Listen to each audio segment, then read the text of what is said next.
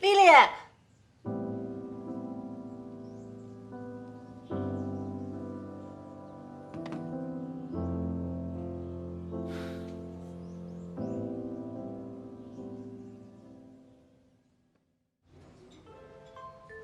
行啊，东子，拍的挺好的。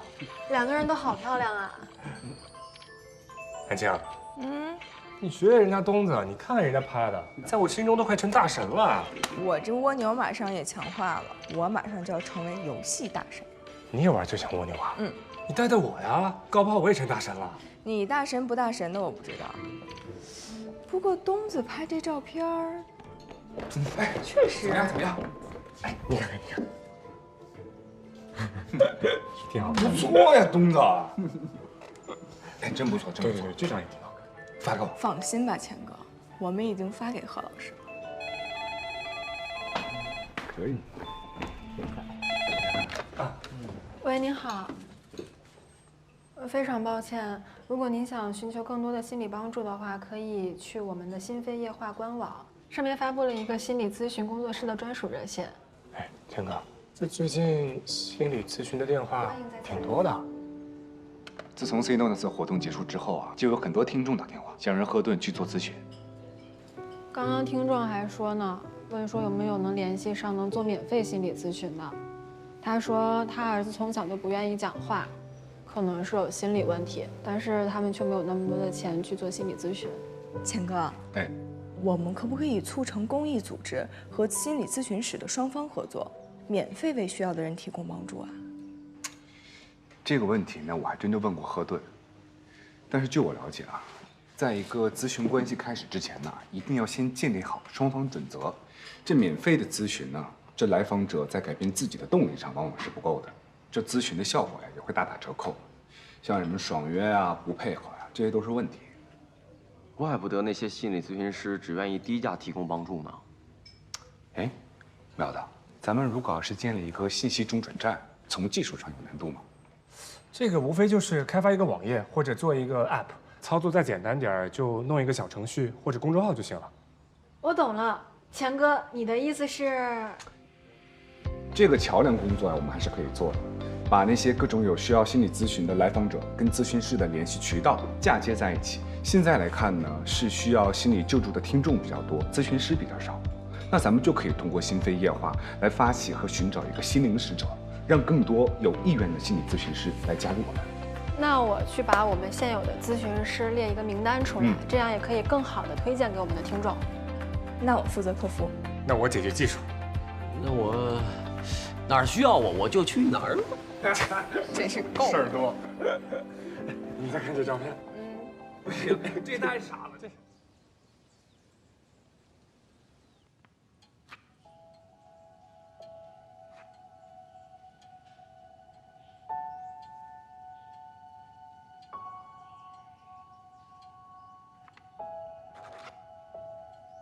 詹女士你好，贺老师你好，这是我们第一次来咨询，所以我可能会向你提出很多的想法跟问题，我会记录下来。如果这个过程当中你有任何的不适，你都可以提出来。你好像一直在看时间，是有什么问题吗？哦，不好意思啊，我5点钟要去接我女儿放学。明白。我们的咨询时间是50分钟，大概在3点20会结束，这个时间是可以的吗？那来得及。很好，那我们现在开始了啊。在开始之前，我很想问你一个问题：为什么你会接受专业的心理咨询呢？我觉得我很不正常。为什么会有这样的想法呢？我居然想伤害我儿子。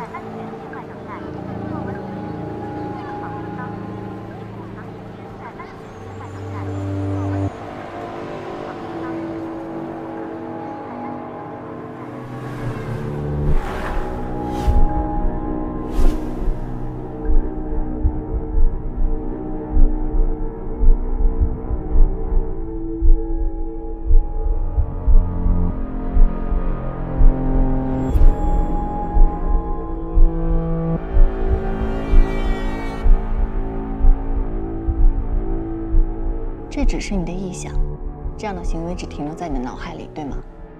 你有认真计划过吗？我没有计划过，我不知道为什么这个念头总是会突然的冒出来。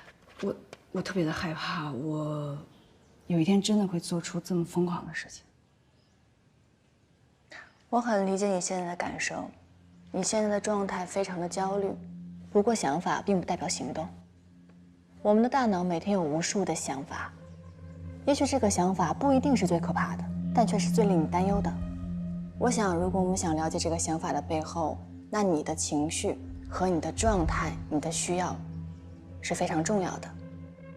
我们可以做一个假设，如果你跟你的儿子生命受到伤害，你认为生活会有什么样的改变跟变化？我觉得那就一了百了了。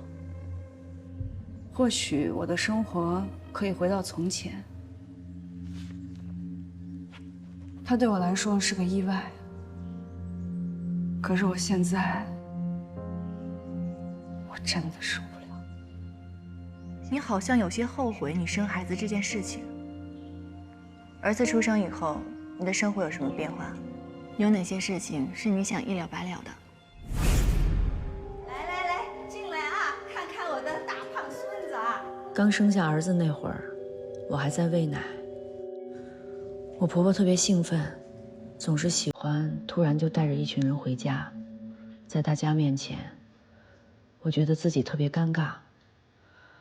她还当着所有人的面就把孩子从我怀里抱走，她就是想大家看我笑话，连个孩子都抱不好。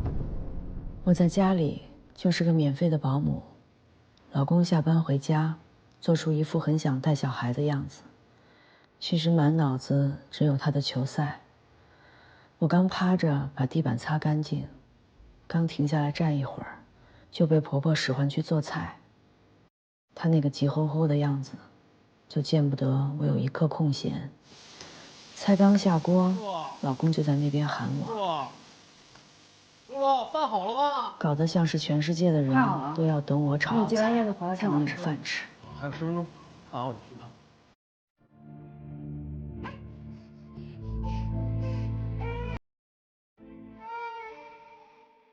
这件事情充斥着我所有的生活，我真的快崩溃了。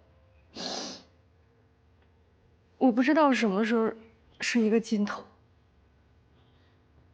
没有人能帮我。何老师，真的没有人帮我。前段时间，我脑子总是空空的。等我反应过来的时候，我发现我满脸都是眼泪。你应该是正在经历产后抑郁。你还记得你刚才填的这个表吗？这是一份爱丁堡产后抑郁量表。对于里面提到的大多数生活情景，你都是觉得难过、自责、无助和焦虑。像这个表格一般来说，如果总分超过13分，那就是产后抑郁障碍的状态。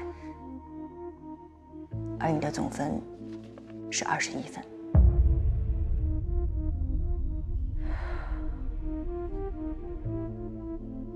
以前总是听别人说这个病，但我真的没想过我会得这个病。首先，我觉得你先不要担心，像产后抑郁其实很常见，只不过以前很少被人重视。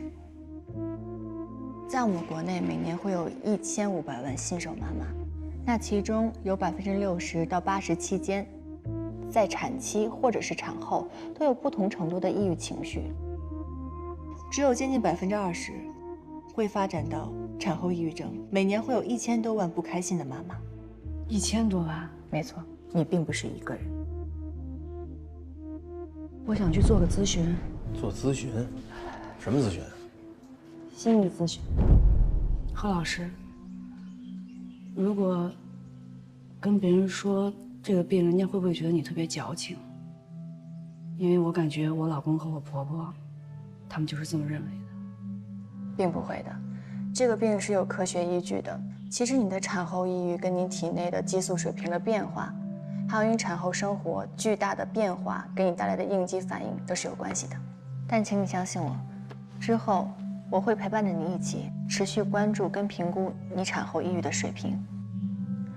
如果情况继续恶化，我可以帮你转接到精神科采取药物治疗，可以减轻你的痛苦。好，你知道吗？人在抑郁的情况下，其实会有认知三联症的。什么叫认知三联？简单的来讲，认知三联症，自我、环境，还有一个未来。比如，我很不好，我很不正常，别人帮不了我，没有人能帮我，我对我的未来没有希望。我没有未来。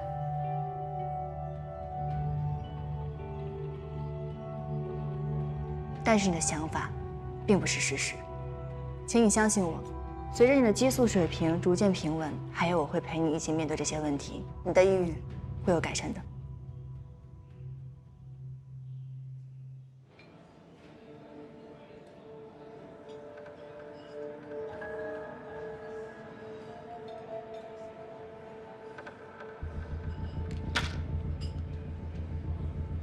一次不要使用太多，有副作用。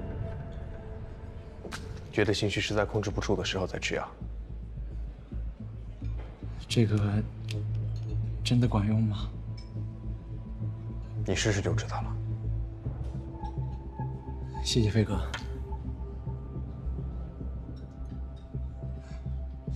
其实我每次从贺老师那出来，我都感觉，好了很多。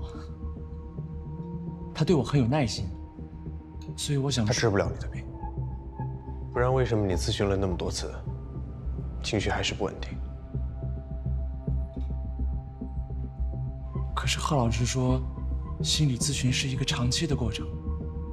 难道你不想早一点好吗？有些事情也不像你看到的这样。什么事情？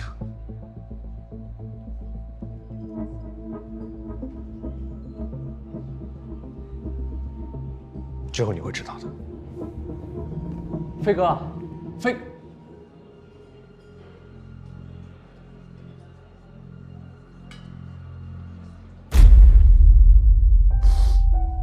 何老师，你知道吗？每次我想伤害我儿子的时候，我都觉得我特别像电影里的杀人犯。我不知道我是不是真的疯了。你有这样的想法很正常，人在抑郁的情绪下很容易产生自杀的想法，想要带着自己的孩子一了百了的情况也会发生。也会发生吗？是的，我觉得你现在不必太过于担忧你这个想法。其实关于你这个想法，我们可以深入了解一下，也许能够帮助我们去理解它。那么詹璐，你仔细回想一下，在什么样的情况下，你这种想法会经常的出现呢？把那个捏记的绘画兴趣班给停了吧，反正我们也不要把他培养成什么大艺术家，你说是不是啊？叶子，干嘛呢？跟你说过多少次啊？不要惹弟弟，不要惹弟弟。乖啊，乖。对，讨厌。妈妈。你很担心你的女儿会遭受不公平的待遇。贺老师，你也能感受到，我婆婆非常的重男轻女。我不希望我女儿在这样的家庭环境中受到伤害，我必须要保护她。你觉得女儿在奶奶那里受到了委屈会怎么样？她心里一定会很难受，她一定没有现在的性格这么好，可能会影响她一辈子的。所以你很担心因为奶奶的重男轻女而伤害到她。我也受到过这样的伤害，直到现在，我都没有办法恢复。因为你经历过，所以你明白那种痛苦。每当你担心奶奶重男轻女、伤害椰子的时候，你伤害儿子的想法就更容易出现。无论是对哪个孩子，我都不是一个好的妈妈。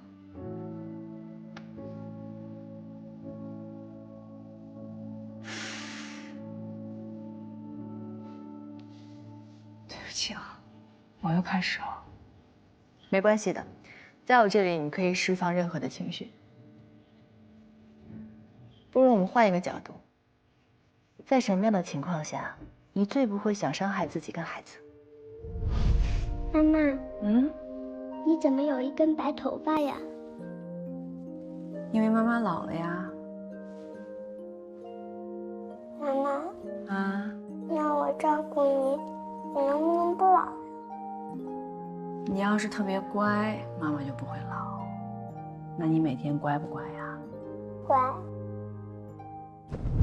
奶奶，刚才我在楼下看见了一只大蜗牛，这么大。哦，真的？啊，陪我去吗？姨奶奶你也去吗？哎呀，我要抱孙子呢，不去。走嘛，去嘛。叶子那么乖。哎，好嘞，好嘞。来，妈妈抱。去吧去吧。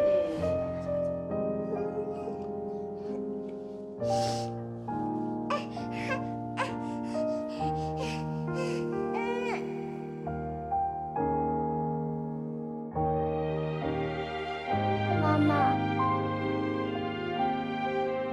你是不是生病了？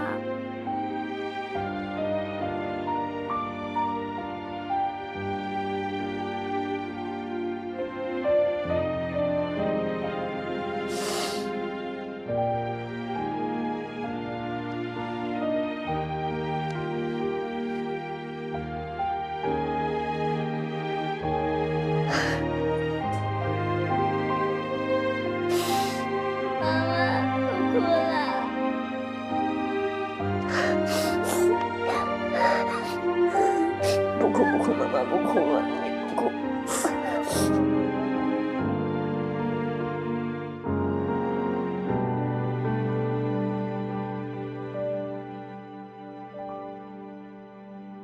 所以，当你的女儿非常的阳光、非常健康、非常维护你的时候，你想伤害自己跟儿子的想法就会逐渐减少起来。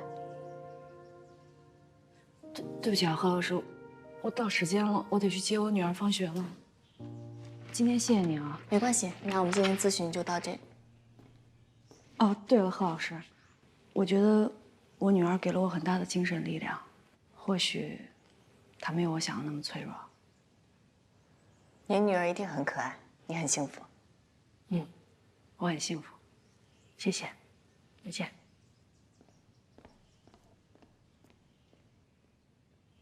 妈，我今天早点接你啊。好。让孩子叛逆期嘛，叛逆期都提早了，现在几点？现在马上到点了，你快迟到了，快！来，好好听讲，别跟同学打闹啊！快去吧，快去！慢点。好，拜拜。拜拜。自我纠错能力也是会有很大的帮助。还不好认真听，老是不好好学。另外这一周啊，我们班上的张涵一进步是最明显的。那个小刘老师，我是椰子的妈妈，我想问问椰子最近的情况。这个每天的小测验做完以后，我都会让孩子回去跟家长一起做电子错题库。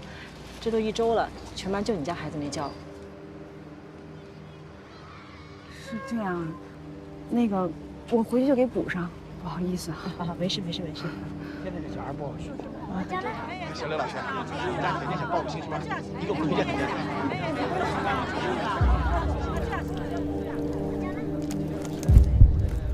你看他尿裤子了！他都这么大了还尿裤子，我都不尿裤子呢。今天就这样吧，那就这样吧。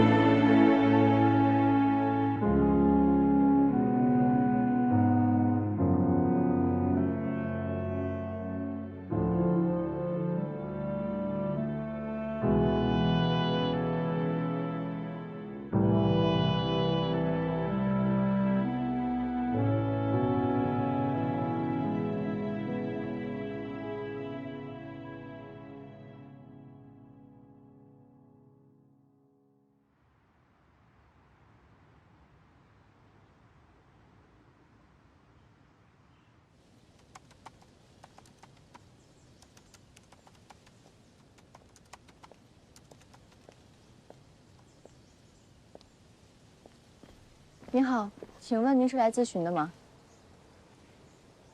我找汤丽丽。丽丽她有事出去了，您有什么事儿可以跟我说，我帮您转达。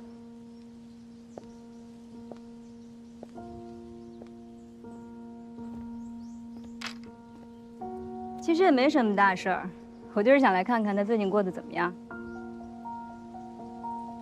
这房子挺不错的，您买的？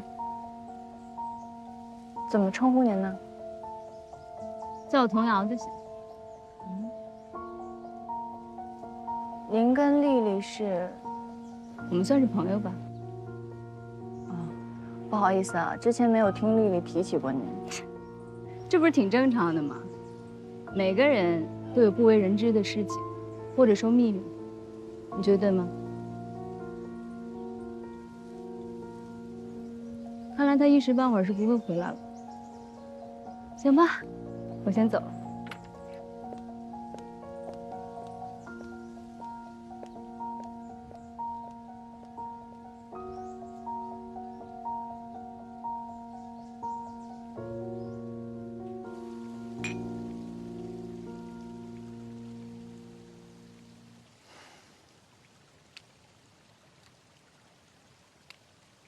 钟怡，谢谢你，谢我什么呀？谢谢你为我做了那么多呀。谢谢你帮我妈妈盘了店，你知道吗？她现在天天忙着打理，都不怎么去打麻将了。为了你一个店铺算什么呀？只要你不再为他操心了，才是最重要的。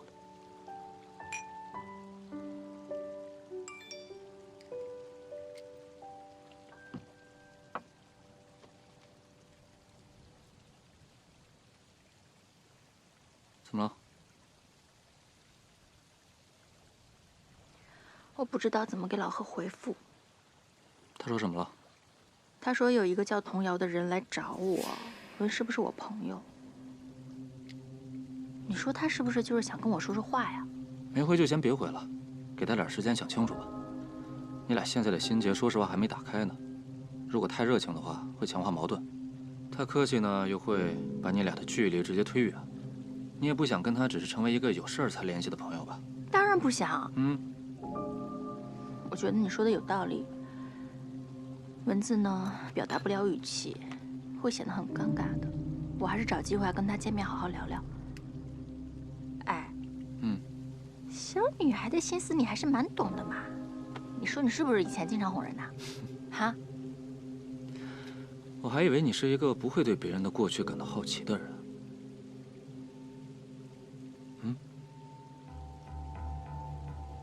我本来不好奇，但是你这么一说，我就好奇了。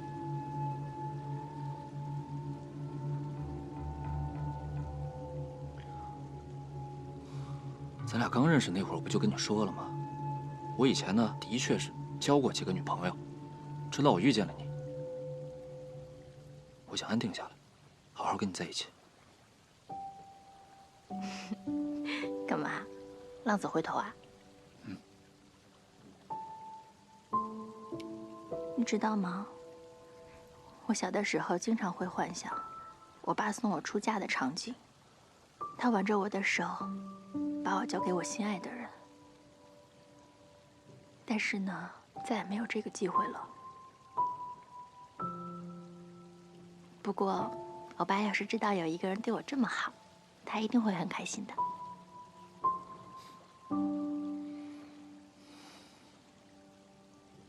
怎么了？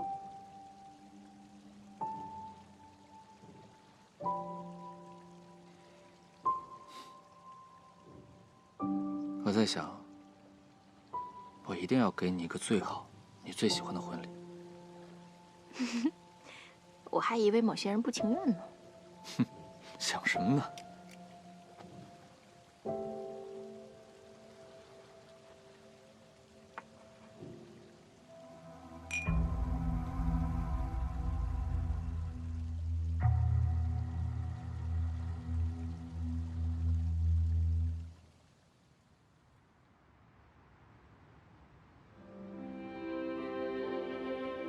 好的，那刚才在节目当中呢，我们跟贺老师聊到了关于新手父母的问题。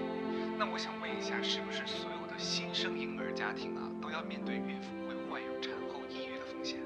其实产后抑郁的发病率还是很高的，尤其对于新生妈妈来说，她们产后有轻微的焦虑啊、抑郁，其实就像我们平时得感冒一样正常。如果这个时候我们给予她们足够的爱跟关心，这种情绪大概在几周之后就会有好转。但是，如果我们去忽略她们，那很有可能进而转为严重的产后抑郁。其实在这里啊，还是要给大家普及一个小知识啊，不是所有的新手妈妈才会患上产后抑郁，新手爸爸他也有一定的几率会患上产后抑郁。是的，所以说在围产期的期间，每一个家庭成员应该给予彼此更多的爱和关心，尤其是对于新生父母来说，家庭的陪伴跟支持是非常重要的，可以大大的降低产后抑郁的发病率。那我们刚才聊到的是新手父母的问题，那是不是对于那种二胎家庭有了经验的就会好很多？其实不是这样的，大家有一个误区，二胎孕妇更容易有抑郁症的发病率，因为他们会面临比一胎更大的压力，这个时候家庭结构也会产生了变化。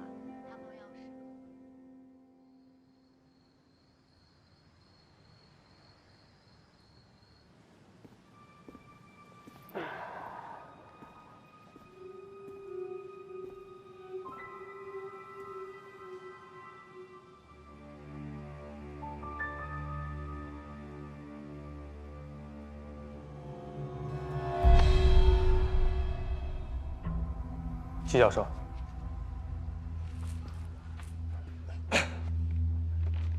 这是，我看就剩最后一本了。哎呀，君子不短所爱，谈不上所爱，您就收下吧。我和这本书啊没缘分，有过3本了，一本都没留下。谢谢你的好意，还是你收着吧。我之前在赫顿家见过一本，难不成？借出去的书，泼出去的水，一本在学生那儿，一本在同事那儿，还有一本啊。哎呀，时候不早了，有机会到家里来聊啊。我送你回去吧。不用不用不用，活动活动对身体有好处。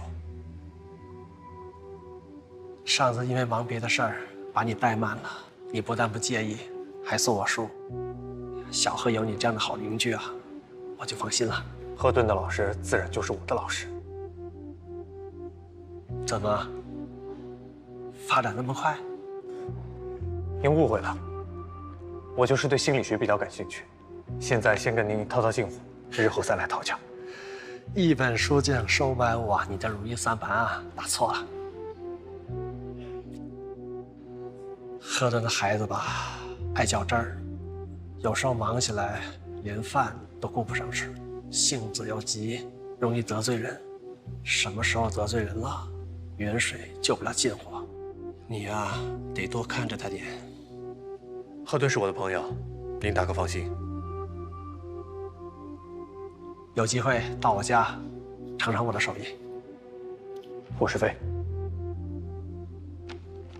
好，一言为定。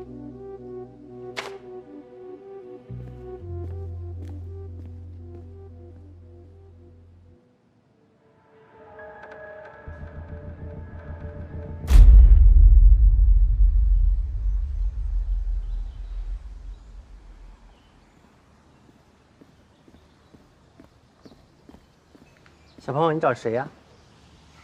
叔叔，赫顿姐姐在吗？赫顿姐姐不在，钱开一哥哥在。小朋友，你有什么事呀？我妈妈特别喜欢听他们的节目，所以我想找他们签个名，我想给我妈妈一个惊喜。嘿，真乖，可以的，你进去吧，叔叔帮你看着。谢谢叔叔。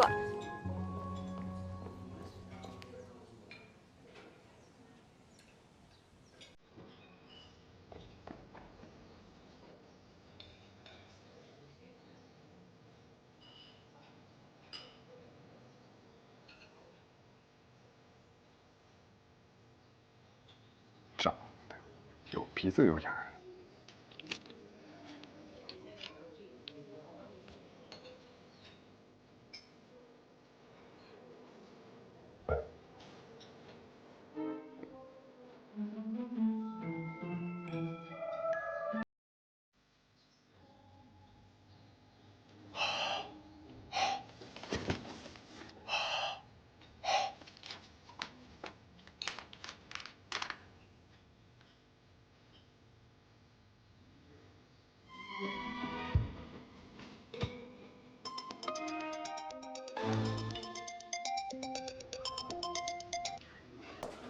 哎，丽丽，老钱，我从老贺那儿搬出来了。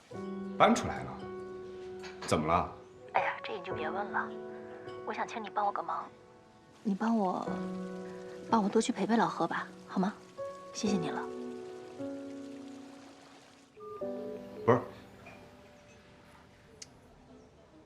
不会吵架了吧？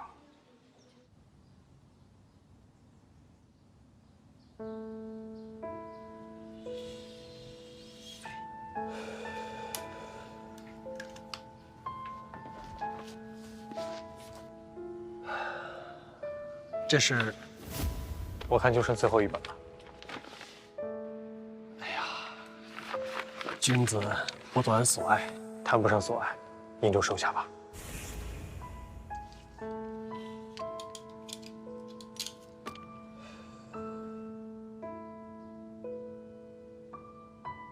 喂，教授。一表人才，性格也不错，还会察言观色。最重要的是啊，生了最后一本书还会买来孝敬长辈，一看就是一个懂礼数的孩子。这么一本书就把你给收买了？那没办法，拿人手短。哎，教授，你刚才说的那本书叫做《认知功能障碍康复学》是吧？我记得我们家附近图书馆有好几本库存啊。你是易家辉？喂。哦，没什么。那个，你要是觉得欠人人情的话，以后买几本给人家还回去就是了。哎，行了，我就不多管闲事了。张教授啊，晚上来吃饭，要不要一起？我可不要，你们两个好好吃吧。行，那我挂了。教授，你是在哪家书店遇到了家辉啊？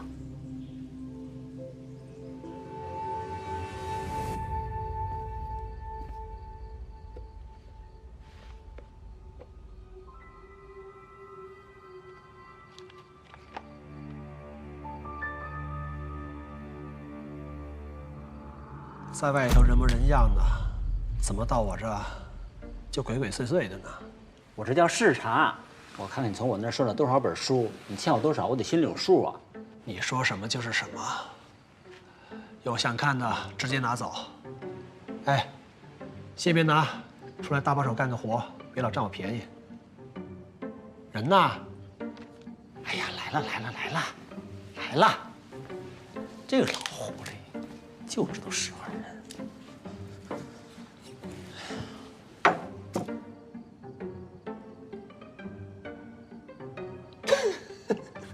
笑什么你？你这是在剥蒜呢，还是在做实验呢？在我这儿都一样。行了，想问什么就问，什么时候变那么扭扭捏捏的？你那新书酝酿那么长时间了，到底写的什么呀？想看啊？啊，回头自个买去。嘿，在我这儿卖上关子了。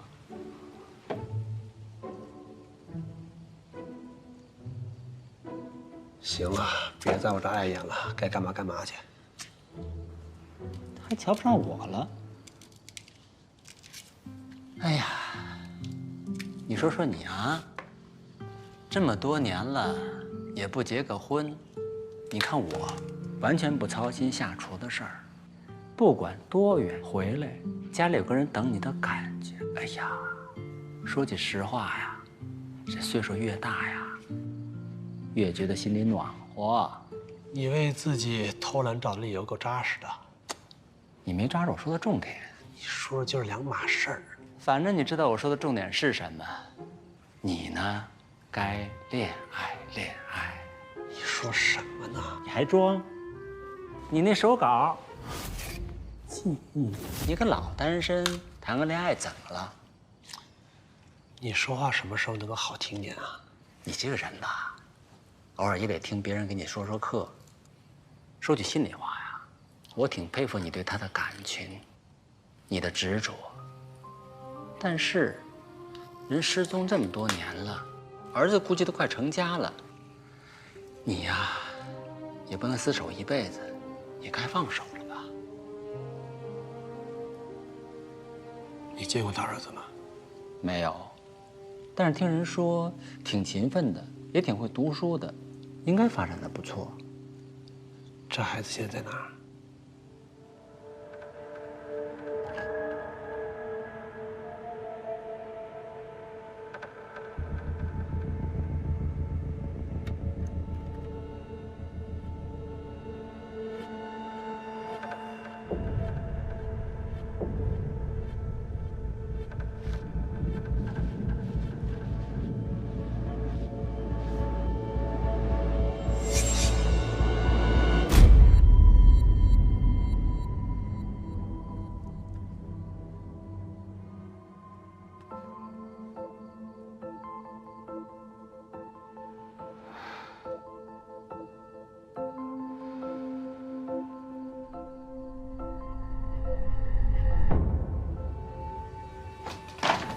霍顿，哎，发辉，你这有强力胶吗？怎么了？我的强胶找不着了，把银盒坏了，想问一下你有没有？应该有，你稍微等一下啊。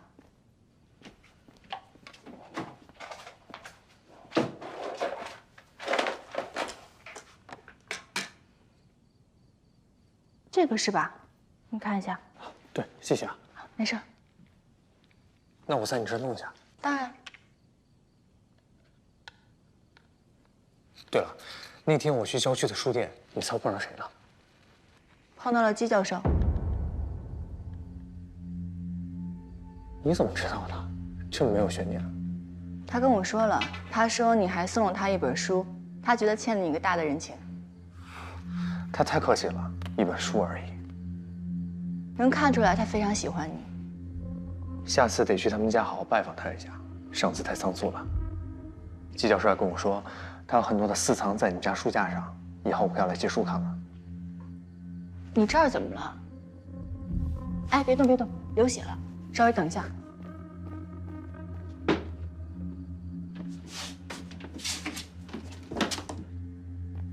可能是做鸡心瓜的吧。我帮你消个毒吧。